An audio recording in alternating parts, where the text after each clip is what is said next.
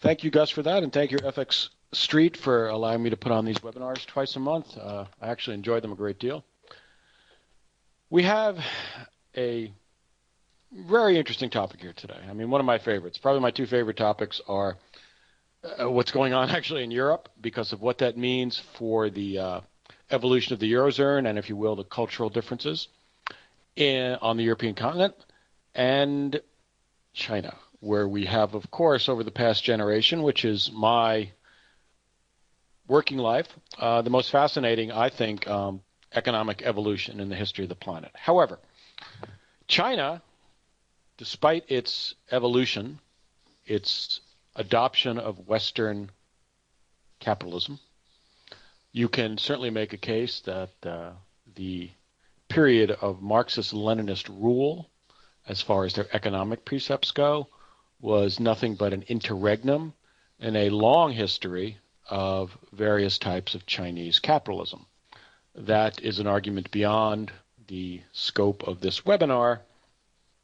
But if you go back and think, just as an example, what you eat off every Christmas or every holidays or anytime you have a fancy dinner, what is it called?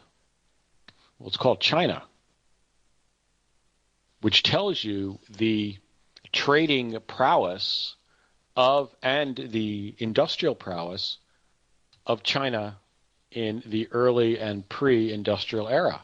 The reason it's called China, of course, is blindingly obvious. I'm not telling anybody anything they don't know. But it's because the Chinese perfected the art and the industrial process of making porcelain before they did in the West. And so it was the ability of China and the desire to export to the West and West's demand for Chinese products that goes far back before the before the Industrial Revolution. I remember one time I was in, many times, but I was in the Topkapi Palace Museum in Istanbul. And I happen to like China. I mean pottery and things like that, porcelain. And they have an enormous collection, one of the best in the world, of 17th and 18th century Chinese pottery. Okay, the way I usually do these webinars, if you have any questions or comments, please just type them in, and I will stop and discuss things as they move. So the Topkapi Museum has one of the greatest collections of 17th and 18th century export Chinese pottery, simply because the sultans collected it. But the existence of this goes back to and illustrates both the industrial competence, the industrial inventiveness, the artistic inventiveness of the Chinese economy and the Chinese people. So the advent of capitalism in China, which seems to be, to us and to me, I've told stories about my graduate school days travels in China in the late 80s and early 90s, seems a phenomenal change. But in the history of China, of course, it's really not. So we should not be surprised at all by the evolutions of the Chinese economy. And that's another thing which I'll point out as I continue today. When you look at what appears to be the Wild West, American metaphor, of the Chinese stock markets, which of course is what I have on the screen, you're looking at that with the viewpoint of 150-year, 200-year development in Western markets, and lest we forget 2008 and 2009 and the stock market crash in the United States and around the world. So there is really very little different as far as the performance of the Chinese stock market. There is a good deal different about how the governments have dealt with it, but less so than you think. So let's approach this from 2 points of view. One will be what's actually going on with the Chinese economy, and what can we glean from both the statistics, the government statistics, the very few private statistics available, and a couple of secondary statistics. Statistics are not that easy to come by of China. Most of them are from the Chinese government.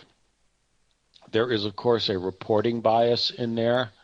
And by that I mean, since it is still a centrally run economy, government officials and all report up the ladder to Beijing.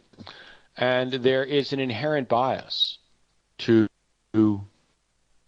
provide statistics that show that the government is both reaching its goals and competent, is able to manage this vast new growth in China. You know, you read about empty cities and how the Chinese government pumps money into the economy to keep things rolling, and they build vast cities where nobody's living. And before that seems utterly manipulative, and I suppose in some ways it is because it's based on government spending. But just think back to the myriad of U.S. computer companies that existed 25 years ago.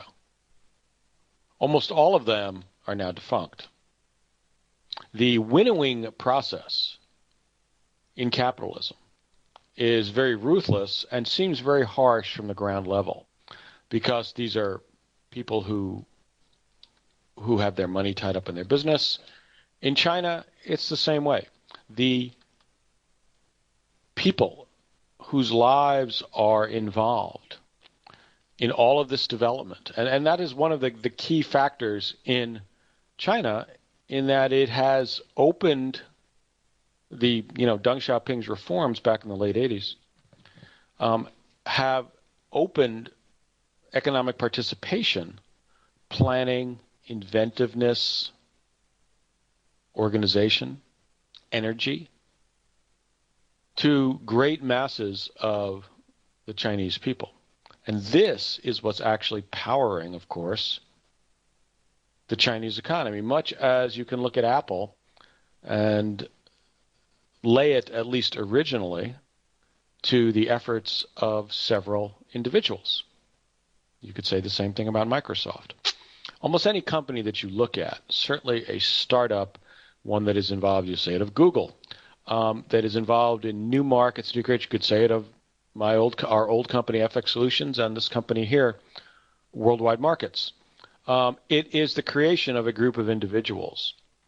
And if it's successful, the economic impact is enormous, because the scope for inventiveness is vastly greater when you involve the talents and drives of your people than when you attempt to, yes, this is a paean to some of the efficiencies, inventiveness, creativeness, and wealth generation of capitalism. That is true. The system called capitalism can do many things that central planning never can and never will. And the basic reason is because in capitalism you depend on millions and millions of people to make the system go, to plan it out, to find their own directions, many of which fail, but some of which are spectacularly successful. And in central planning, you depend on the wisdom of a few people, and the problem is nobody is all that wise. Okay, but enough of that. So yes, let me answer some of these questions first about the stock market, since everyone is focused on the stock market. A couple of things you need to remember about the Chinese stock market. It's largely not open. We're talking about the mainland, not the Hong Kong market, the mainland market. It's largely not open to foreign investors. It is hugely dependent on margin trading. It is not that important, relatively speaking, to the Chinese economy. As an example, the U.S. stock market is over 100%, I believe. The U.S. stock markets, anyway, is over 100% of the GDP. Valuation goes. That's not true in China. It's only about a third. And another thing you have to remember, I mean, the number of people who are participating in the Chinese market are about 90 million people, I believe. Some of these figures are from CBC, the Canadian Broadcasting Company. In the United States, it's much, much larger, both directly trading and through participation in 401k and other managed accounts. So by and large, the Chinese economy is less economically important. I'll talk to your points there in a minute. However, there is one factor which is quite interesting and quite different. The Chinese government in Beijing, the central government, is much more directly involved in the Chinese market than the United States. Well, because the two biggest markets are Shanghai and Shenzhen, and so those are the markets that everybody talks about. And honestly, I'm assuming, although I don't know, that there are other smaller exchanges around China, but it's primarily those two that they talk about. China is interesting in that it's developed sort of the way the United States has. It has a political capital, and it has a traditionally economic capital. I don't think it's as strong a difference as it is in the United States between New York and Washington. Still, Shanghai has traditionally been the sort of the economic capital of China. I know you can certainly debate that one way or the other, but it is interesting that China has that similar split to some degree that the United States has. So China's stock market has, and we're talking about Shanghai and Shenzhen, has less of a impact on the Chinese economy than the U.S. does. However, it seems that it has a much greater, or generates much greater concern for the leadership. In other words, that the success or failure of the Chinese economy can be directly, by people in China, taken as a barometer, if you will, of the competency in economic planning of the central government in Beijing. Because the central government has promoted stocks in ways that simply don't happen in the United States. Now, and in other Western countries. Now, you can make the argument, and this is certainly that the Western governments, the United States, I mean, if you look at 2008 and you compare 2008 and the financial crash, in which the government and its policies played a huge part, you can make a very good case that the Chinese government is, at the very least, no worse than the Western governments in how they have affected their policies, have affected creating bubbles and other excessive extensions in the stock market. You can easily make that argument. The Chinese, the Shenzhen Exchange is up. I think it was up at 120%. It's still up 80%, even with the fall so far. So this is today's. That's the Shanghai, and we're talking about some basic stuff in a minute. Most of this 3-day run. This is today, and you can see it as the run back is already petered out. What you're getting, what they have done, more or less in China, they simply outlawed selling by various methods. They told firms they can't sell. They told brokerages that they had to put, I think it was $20 billion of their own money on top of $40 billion from the government into the stock market. There was, I believe on Thursday, a news item came out from Xinhua, I think the official Chinese news agency, that various government agencies were going to investigate what they called, at least in translation, malicious short selling, which I don't know if they would, but it is certainly a threat which is credible and is credible in China. Now, the type of trading that goes on on these two exchanges are what we would call highly speculative. It's margin-based. The government had actually been out there encouraging people, I mean, in like the People's Daily and the official news agencies and news outlets, to get involved in stocks, to buy stocks on margin. And that's what people did. And that's why you have such a tremendous rapid. I mean, look at the volatility. This is going back only to April. Look at the volatility here and look at the volatility here. That's because so many people are forced to sell on margin accounts. I mean, margin trading was certainly blamed for some of the losses during the October crash in 1929, where margin trading was rampant. Because, as we all know, margin trading means that when it moves against your position, you need to liquidate or put in more money. And most people are either don't have it, and since they borrowed the money to begin with to open the account, they surely don't have any more money to pump into it, so they liquidate. So you have a cascade, a snowballing effect on selling. Okay. I'll show you the Shenzhen exchange here too, but it's just a little bit wilder. This is the Shenzhen exchange. Okay, that's today's, and this is the Shenzhen from the beginning. Now, if that is not a bubble, then I don't know what a bubble is. And so clearly it is. But stock markets, speculative trading, is and always will be subject to excessive enthusiasm. Trading is the lure, and this applies to FX as well, of making money what appears to be without working. But of course, as any successful trader knows, in any market, success only happens when a huge amount of effort, perhaps intellectual effort this time, is involved. There is no such thing in this market, FX, retail, equities, any market you'd like. There's no such thing as a easy gain. And so the attraction of it is one that's psychological. And so the effect also is that panic and fear are much more easily excited from these markets because of the excess of hope and speculation that goes into it. Okay. That's kind of a different topic, so I'm going to leave that one alone. But that's also one of my favorite topics. I haven't had a webinar on the psychology of trading in a while. Maybe one is due. Okay. So let's look at the background of China.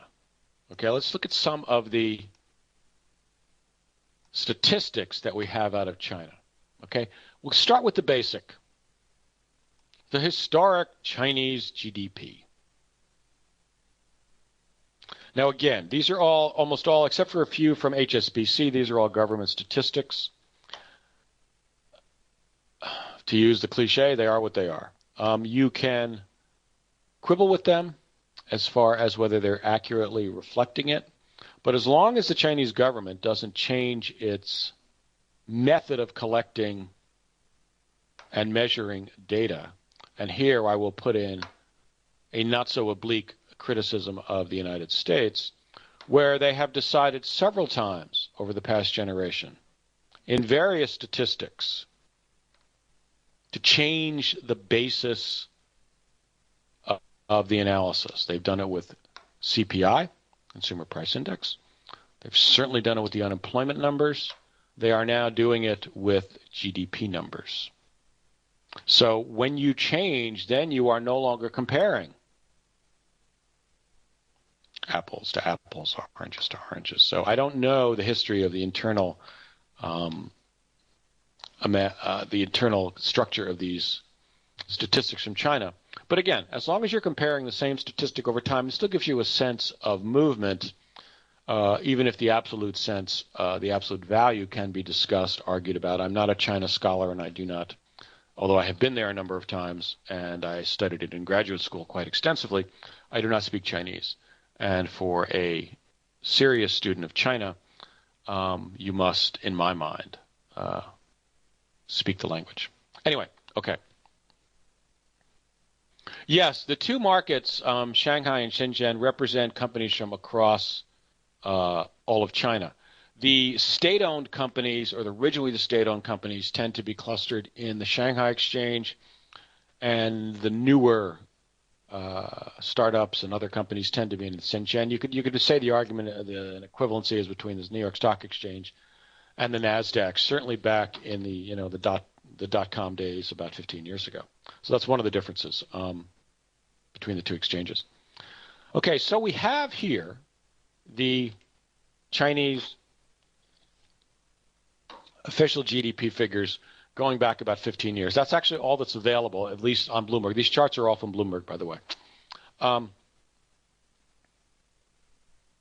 There's a very strong case to be made that these figures, certainly through here, overstate the actual GDP growth. In my mind, it's kind of irrelevant because you can trace the movement, which is what we're talking about. And there is no doubt that the basis, the export basis of the Chinese economy is eroding and eroding dramatically. One of the things that has happened in the last generation, and this is not just true of China, it's true all across what we, I guess, still call the developing world, although it's kind of hard to call China a developing world. I would say that China is a developed world, even if the balances of its economy as far as the types of businesses and the degree of development, say, in the financial sector is different. It's very difficult in my mind to continue to call China a developing nation. Does it still have more development to do? Yes, of course. But its impact and its prowess is hardly that of a developing nation. Okay, so not only has China been in the forefront, and the case that we look at the most and the most fascinating because it is the dominant culture in Asia.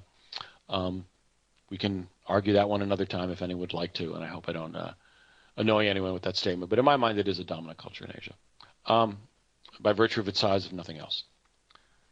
The development model, exemplified by this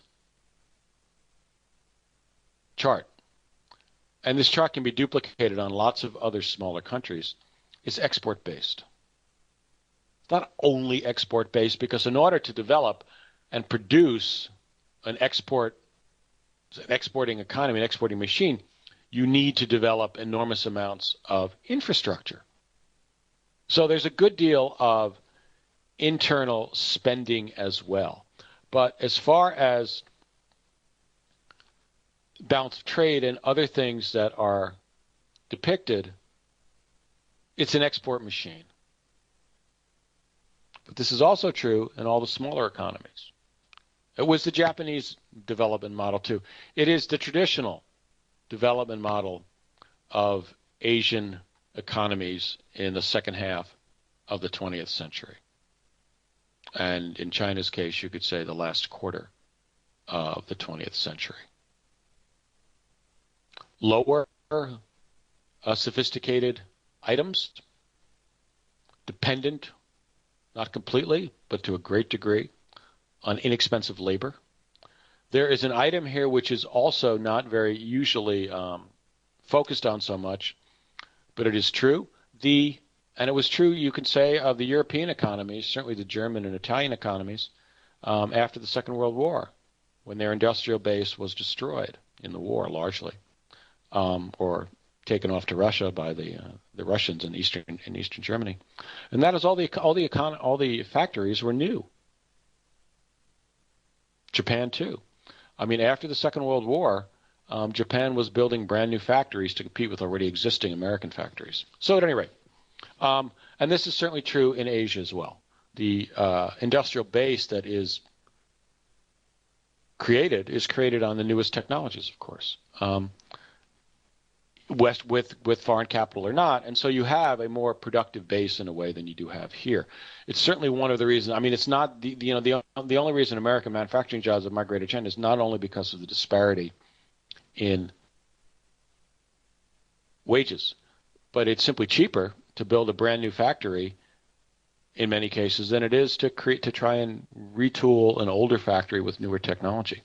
It's simply easier to start from scratch. It's like it's much easier, having been in construction for a number of years, it's far easier to build a new house and much less expensive than it is to renovate an older house. And the same analogy applies to the industrial plant as far as the world goes. So China has followed the export model, but so did Korea, so has Vietnam, so has Thailand to some degree, so has Indonesia to some degree.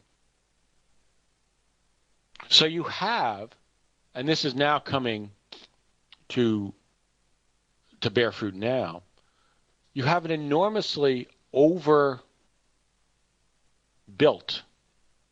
industrial sector, especially for export goods. All of these factories don't have enough customers.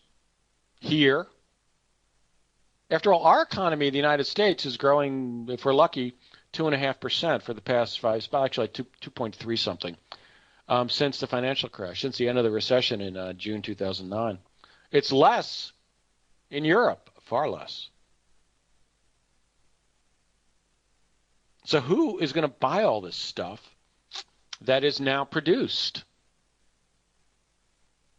And this is one of the problems. What the Chinese are attempting to do, and they have not been successful at this, is to force, in a way, centrally plan, and this is part of the stock market issue, the evolution to a domestic consumption economy such as we have in the United States. And one of the strengths of the United States economy is its relative autarkic character. That's a great word. It means sort of like self-sufficient. It has bad connotations simply because it's not a realistic way to run a modern economy. The worst example, or the best example, if you will, is North Korea, which is essentially an isolated economy, does not participate in the world whatsoever. And needless to say, as a result, as demonstrated 300, 200 years ago in classical economics, is that the country is much, much poorer because comparative advantage between nations, between people, within a marriage, if you will, produces more efficiencies and more wealth for everyone. Okay, so the build-out of the exporting prowess of China is now suffering from competition from other places, Vietnam, Korea, if you will, the countries I mentioned, and a dearth, not entirely, so not a dearth, perhaps a decline in consumption around the world. Nobody's buying this stuff. Well, I'd say nobody. But far fewer people are buying this stuff. Now, this, if I can sit here and talk about it, then the central planners and the government in Beijing, who are all very smart people, know this as well. So this decline here, as we see on this, is something which is both sought and concerning, meaning that the Chinese government knows that this is coming, but they're concerned about it. I'll just mention briefly sort of the history of changing dynasties in China, and it usually comes from domestic unrest for whatever reason, usually related to economic reasons, because, I mean, China's imperial history is a history, and this includes this current regime, which I consider as the latest, Chinese dynasty, have always had an authoritarian bent, or a lot more than bent. And so it is usually economic issues which drive political change in China. Now, you can say that that's true in Europe, certainly in the 1920s, late 20s, and 30s. It was economic issues that drove political change there as well. But in China, this is the whole of the history as far as that goes. Okay, so the concern for the concerns of the leadership in China, I think, are more closely tied to the economic environment, perhaps, than they are in Western countries. The degree of promotion, and maybe they quite don't understand markets quite as well, although you can certainly make an argument, as I just said, that the Fed does not understand markets particularly well at all. Because the Fed has, the Fed and government policies have enormous effect, but they pretend that they're neutral arbiters of the economy, which is complete nonsense. It's absolutely not true. The Chinese, at least when they go into the stock market, everybody knows they're doing it. They're out there buying stocks. Now, the Japanese have started doing this too. They're out there buying stocks to support the market. So it seems that this is a much more manipulative fashion and intervention in the economy, but I have my doubts about that. Or at least intellectually, you're simply talking about different ways of doing things. And in a way, the Fed's is a little more, the word I was going to choose, I don't want to choose. The Fed's is a little more, a little less obvious, but it's probably as meaningful. Okay, but back to China. So, the Chinese government is overly concerned, more so. You know, in the United States, people, the government's concern about economics is one of welfare. We want to do the best for the people of the United States. We want the economy to grow and be prosperous because that's good for everybody. We're not afraid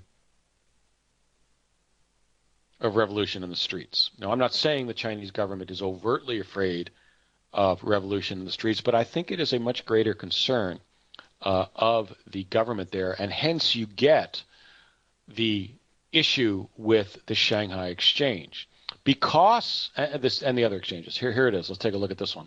Okay, we'll go back to this, and then we're going to move right back. Because the Chinese government promoted the stock markets so heavily, and they did, their reputation as economic planners and as reliable custodians of the Chinese economy is at stake. And that's one. I don't think there's so much issue here that if the economy collapses, it's going to have, I mean, not the economy, but the stock market collapses another, you know, and frankly, look, it almost, on this from July to July, that's a year, it almost came very close, not very close, but fairly close to the 61% Fibonacci retracement, which is exactly what you would expect. But the Chinese government panicked, basically, and started intervening in the stock market. I mean, if you look and take the Fibonacci is one of the most reliable descriptive tools, and it's prescriptive in the sense that it can, if you're getting close to it, you know you're going to get some sort of action around the Fibonacci level. But so many movements, check out any trading market. It's like this guy was, I don't know, Fibonacci, was, I think, a 13th century Italian mathematician, the late Middle Ages. You will find this type of movement, this type of rebound, this type of, you know, the Elliott wave people call it their wave analysis. It is a very standard, non-threatening movement of markets. But the Chinese, facing this, kind of had a little bit of a peak here and, you know, came in and drove the market much higher. But it's not at all unusual. We all know this. Okay. So back to the economy. So the Chinese economy has been slowing deliberately, but also because it's growing into a new phase.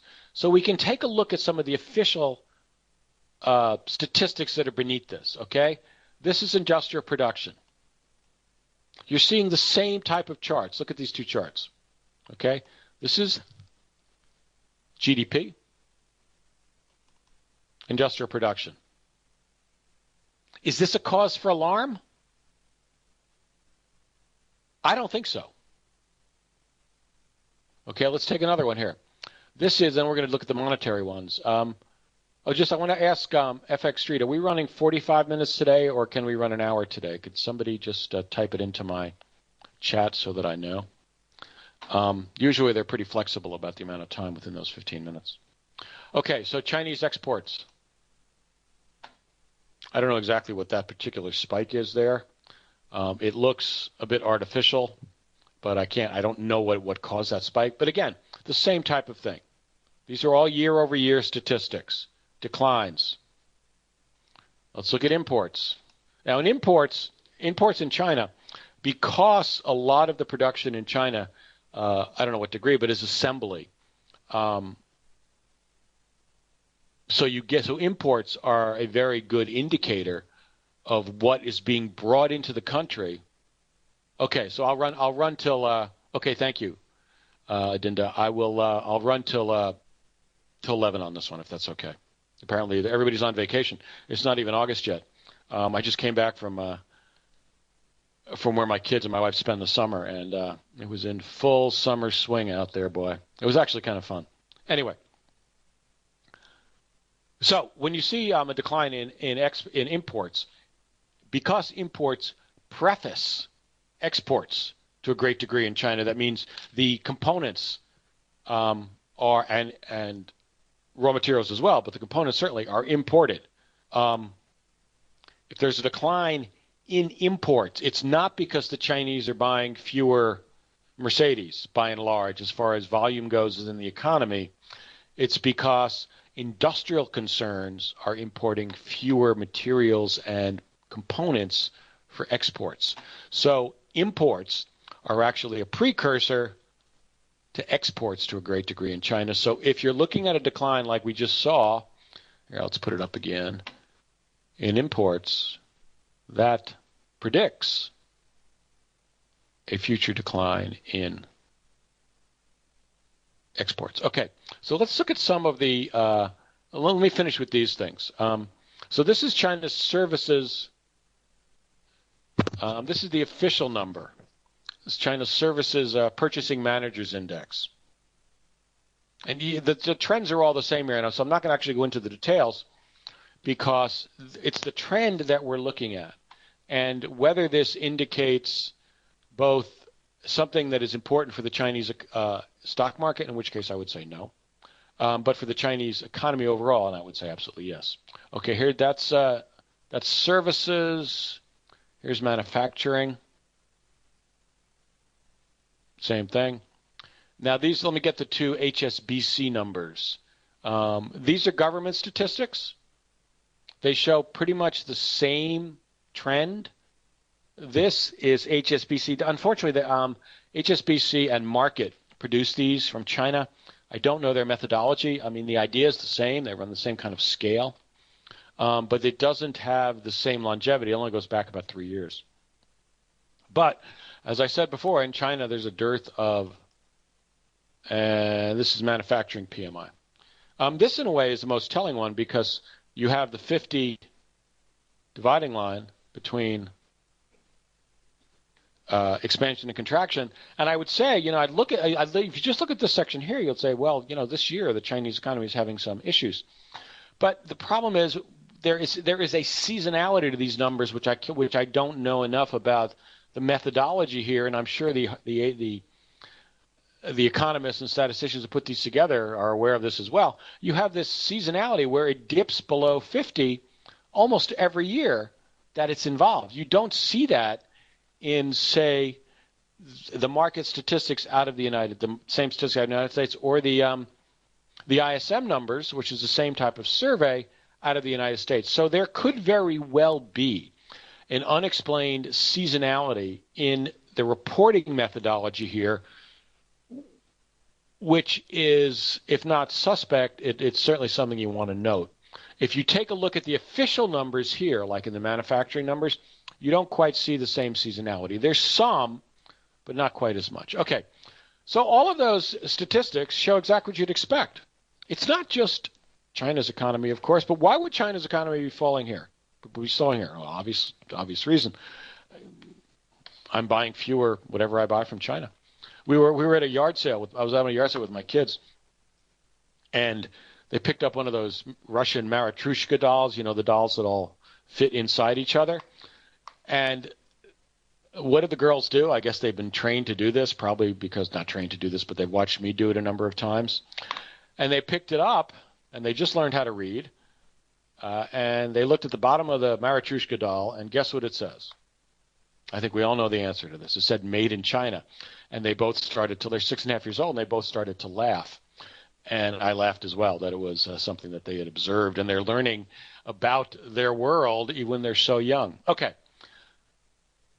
This is probably, to my mind, more concerning than the other figures, I think, for China, because this is retail sales. And again, the composition of the statistics, I can't speak to very well. But this period, and it goes back further than this, is a period in which the Chinese supposedly, officially as government policy, are attempting to move the economy to a consumption-based economy. Now, you're not going to get, those are generational items. And the example I use when I've talked about this has been my own parents. My parents lived through the Depression, and consumption was never something they were comfortable with. It was a huge event in our family when I was a kid, when we bought 2 cars. And my parents needed it because they had 2 different jobs. They had to go different places. But it was a huge event. Nobody in their experience growing up had 2 cars. Many people didn't have any cars at all. I mean, they're both from New York City. So the idea of an economy driven by consumption, in many cases, if you go by just simple utilitarianism, excessive consumption. My wife and I, my family, we just moved last year, and the amount of stuff that we had to switch is astonishing. So that idea of a consumption-based economy depends on millions and millions and millions. It depends on the large portion of your population having that kind of attitude towards things, if you will. And so it's one which changes with the generation, because your attitudes towards, and my parents' attitudes and my attitudes are very different as far as how you run your economic life. And this is something that we're talking about in China as well. In order for the consumer economy to evolve in China, you need a slow generational change where people have a different attitude toward these things. So it's not entirely unexpected. In fact, it should be completely expected that the evolution of a Chinese consumer-based economy, along the lines of the United States, where you're running 70% or whatever it is one which is going to take the children to effectuate. Nonetheless, looking at this chart here, which is showing now a brief period, of course, it's the most amount of data I could get. A lot of these Chinese statistics are new.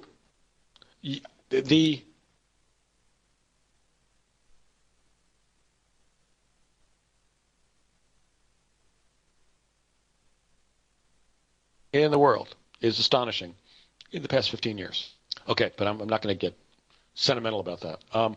So from my mind, this chart, which despite the ongoing generational change in China, is still showing, and the success of the vast success of the Chinese economy in generating wealth, is showing actually a decline of retail sales year to year over 5 years.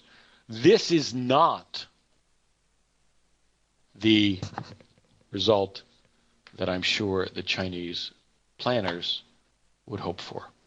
Okay, so let's look at a few other numbers here. Inflation, this also is a concern. Now, I am not of the wholehearted Janet Yellen, Ben Bernanke Fed school that 2% inflation is necessary for economic growth. I think one of the central reasons that our Fed is such a huge proponent of inflation is because it inflates away the unsustainable amount of debt throughout the economy, both on the government level and the private level. Be that as it may, there is certainly an argument, which I do accept, for a degree of monetary growth that is necessary for an economy to thrive. And I was going to talk about this briefly, but I think I'm not going to now because we're probably going to run out of time. I was going to start with a little bit on Greece, since that's very much in the news. but this is actually a good link to it, and I'll do it briefly. If you want to see the effect on an economy of the opposite of monetary growth, you can look at Greece right now. The Greek economy is essentially grinding to a halt because you can't get cash. People still have needs. They still need to buy things, but you can't get the cash as a medium of exchange to operate the economy. So that relates more directly to the size of the monetary base, which on the segue. But anyway, this also, in China, you see a decline of prices. And this, I think, is not only typical of China, it's typical around the world. This is true in the EU, it's true in the United States, it's true, God knows, in Japan, and it's true in China. All the major economic blocs are have a chart like this on CPI. Why would that be? It's because, I believe, the over creation, the amount of excess productive capacity in the world, both producing and competing for sale. If there are 8 car buyers out there, and there are 6 cars are produced, then the producers can raise their prices. If there are 8 cars and 8 buyers, well, you're going to have maybe stable prices. But if there are 14 cars and 8 buyers, very simplistic analysis, sorry about that. I'm not an economist by training, as you all know. I'm a currency trader by vocation, although I do have an economics degree. And this is what's happening in a simplistic example all around the world. The fact that the Chinese CPI is very close to the U.S. CPI, does anybody really think that's coincidental? I do not. And that despite the best efforts of China, PBOC, the Fed, the ECB, and the Bank of Japan to crank up inflation, it is not cranking. It is declining. This is the one point, I guess, where, is that Milton Friedman, I guess? Inflation is always and everywhere a monetary phenomenon. No, it's not. It is when demand is stable.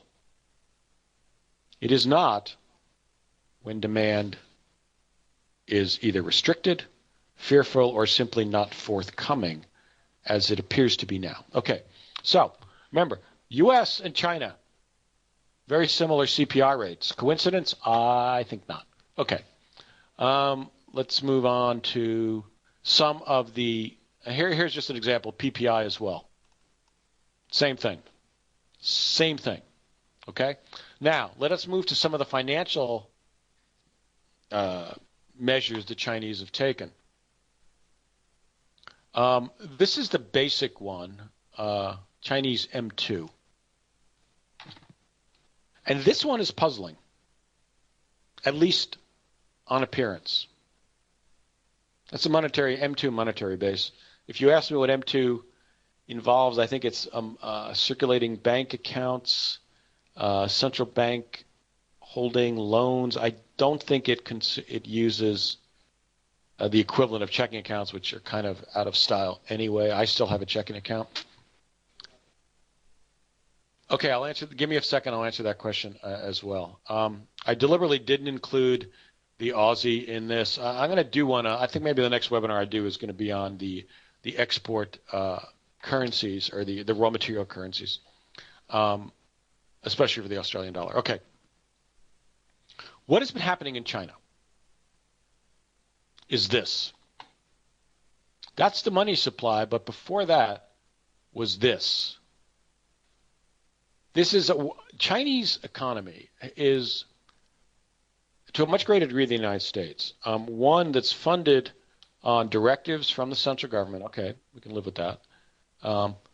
For dispersing loans. State banks, private banks are all told to lend money to the economy. Well, what happens in China is what happens here when there's too much money chasing a shortage of economically viable investments and a shortage of demand. You end up with bubbles and all sorts of things. The Chinese have one in the real. I was talking to a friend of mine who just came back from Shanghai. Guy's kind of amazing. He's 84 years old. He runs a very big wine auction and export business. He's very well known. And he had just come back on a 2-day trip to Shanghai from New York. Now, I'm a lot younger than 84 years old, and I've made that trip. And it's wearing to go there for 2 days and come back, day and a half. And he just did it, and he was 84. I was very impressed. But what you get are bubbles. The Chinese have, and we were talking about the Chinese economy on Saturday night. And he said, and I said, the stock market, and we're talking about it. It's his opinion, and I agree with him, that the Chinese real estate bubble, and in a way, the Chinese also industrial bubble, is far more dangerous. And the industrial bubble, not so much in my mind, because those aren't simply as numerous, and they don't affect the psychology of spending as much as the real estate bubble does, and to some degree the stock market, in that it affects the view of the individual, the masses of the individuals.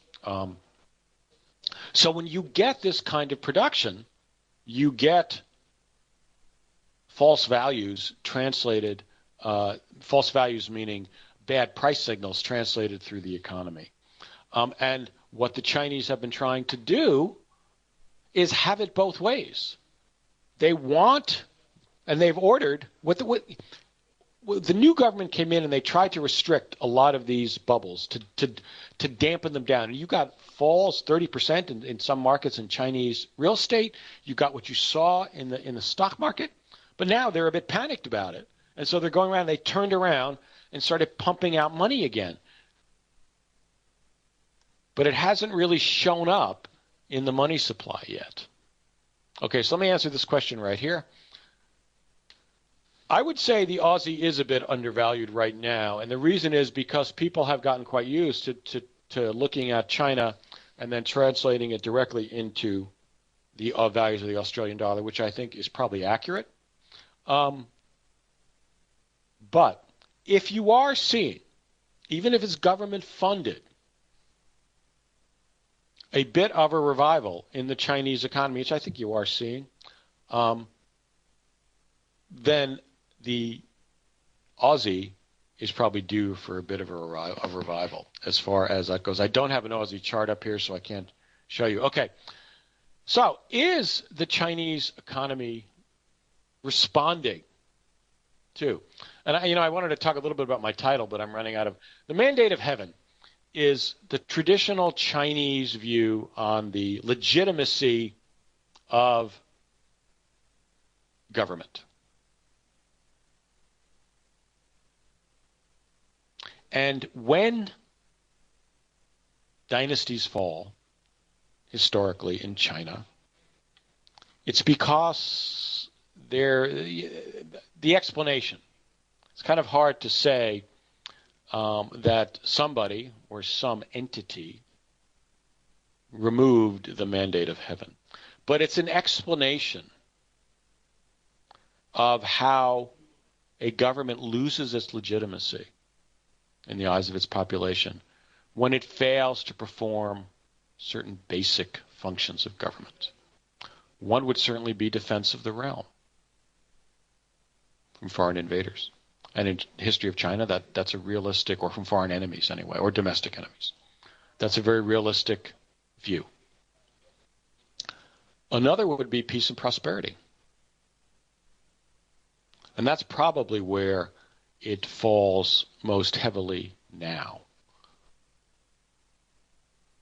If the growth in China, the economic growth, falters too much, then you will have the idea that the government can no longer provide it, and perhaps a new or different type of government that might be warranted. I'm not saying that's the case. I'm not saying that's how things work, but I think as a historical idea of which the ruling government in China is very aware, it has validity. And I think you're seeing it in the responses of the Chinese government to their own, in many ways, forced slowdown. I mean, it was the Chinese government that started restricting credit. It was the Chinese government that changed regulations both for loans, the shadow banking system, such as it's called. Nobody actually knows what that means exactly. The unregulated production and lending of money. That started a lot of this change, this turmoil in the Chinese economy. Is it a response to reality? Yes. Meaning that the Chinese economy cannot continue to function. And the export numbers are showing it. And the lack of demand around the world is showing it. Cannot continue to function with its development model to date. Where do they go with this? That's a question. The Japanese moved to higher end products. The Germans are already there. The United States does both raw materials. We're about to become the world's greatest exporter of oil, and high-end products. China has an advantage in that it has the potential for the world's most powerful domestic market. And a high level of domestic consumption gives you a great cushion for your economy. Okay, so the response of the Chinese government to the results of its own policies has been one that I think does bear on our title today. I think the Chinese government in Beijing is concerned about the mandate of heaven, that it is very important for the Chinese government to maintain not only a level of economic activity, growth, but its reputation as competent, successful economic stewards of the country's growth. And in that sense, I think the concerns and, if you will, the overreactions you've seen, both relating to specifics in the economy and specifically the two exchanges that are most well known, tells you that at least at this point, it's going to be far harder for China to curtail growth and force a change than I think people expect. So, to put it another way, I think the Chinese economy's development is going to be a good deal slower, and it means that you will see more of the types of stimulative moves out of China, which have an effect, as you've seen in the past, which leads directly, of course, to our question about the Aussie. And the conclusion that we have here is that for China, the balance that they were trying to move to is going to be delayed. It's going to be a much longer road before the Chinese develop a dominant consumer sector than I think anybody has anticipated. Okay, thank you very much, folks. I hope this has been moderately interesting and useful. As always, I thank you very much for attending. I am greatly flattered that people take time out of their day to listen to what I have to say, regardless of what hour it is around the world. We are doing another webinar this month, thanks to FX Street. We have not set next month's schedule yet, although I think it will be a bit restricted because I'm going to be on vacation for at least part of that month. I will put my email address on the chat, and if anyone has any questions, comments, or anything else they'd like to let me know or say, please send me an email. I'll be glad to respond. Again, thank you all very much for coming, and everyone have a great day. Take care.